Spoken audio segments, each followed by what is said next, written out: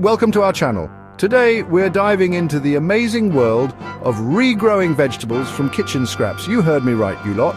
We're turning those sad, discarded bits you'd usually toss into a bloody compost heap into a thriving source of fresh, delicious food.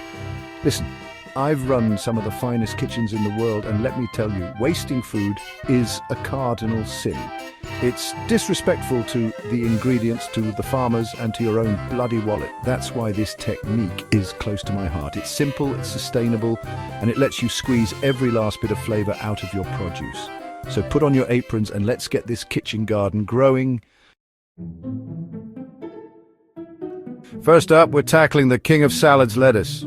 Now, don't tell me you're the type to chuck the entire head in the bin once you've used a few leaves.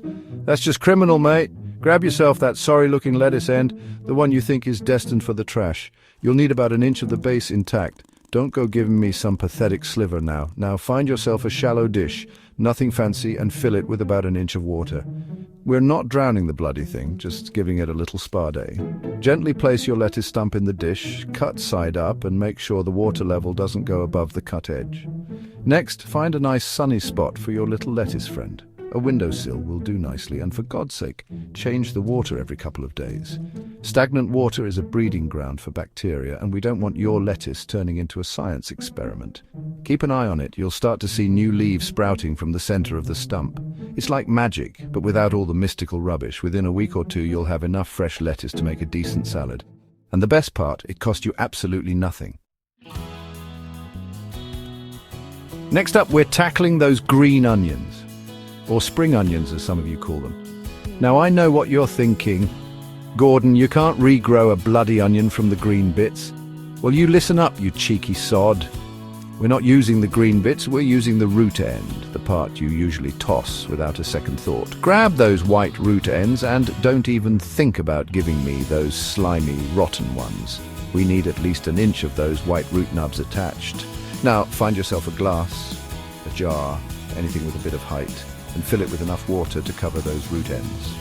Pop those little onion bottoms in the water, roots submerged, and find another sunny spot for your new onion garden. And just like the lettuce, change the water every few days to keep things fresh and prevent any nasty surprises.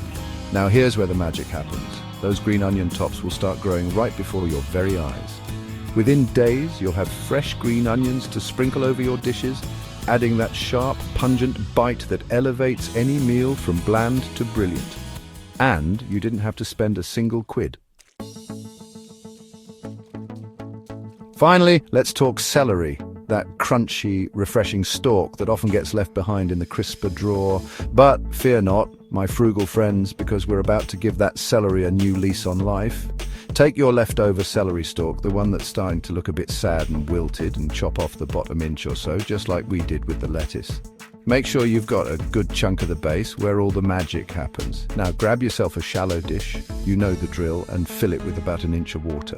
Gently place your celery base in the dish, cut side up, just like we did with the lettuce. Remember, we're not trying to drown the bloody thing, just give it a little hydration. Find a nice, sunny spot for your celery to soak up some rays, and don't forget to change the water every couple of days. You don't want your celery turning into a swamp monster.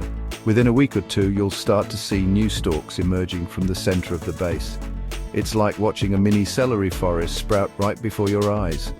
Soon, you'll have enough fresh celery for snacking, dipping, and adding to your favorite dishes.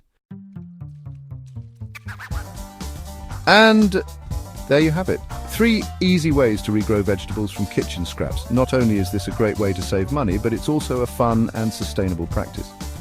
Listen, we're all about getting the most out of our ingredients, and this is a prime example of how a little bit of effort can go a long way. So ditch the supermarket and become your own grocer. Don't forget to like, subscribe, and hit the bell icon for more tips and tricks on sustainable living. Happy gardening!